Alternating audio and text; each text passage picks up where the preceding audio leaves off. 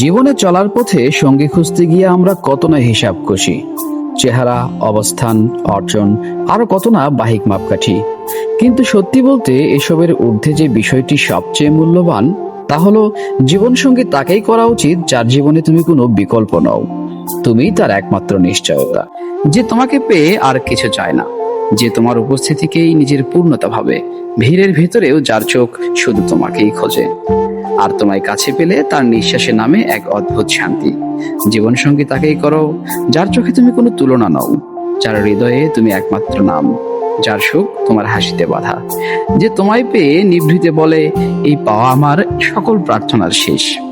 তাই জীবন কাটাও তার সাথেই, যে তোমার উপস্থিতিতেই পূর্ণতা খুঁজে পাই, যে তোমাকে পেয়ে নিজের অপূর্ণতা ভুলে যায়, যে তোমার দুঃখকে আপন করে নিজেকে ধন্য বলে মনে করে।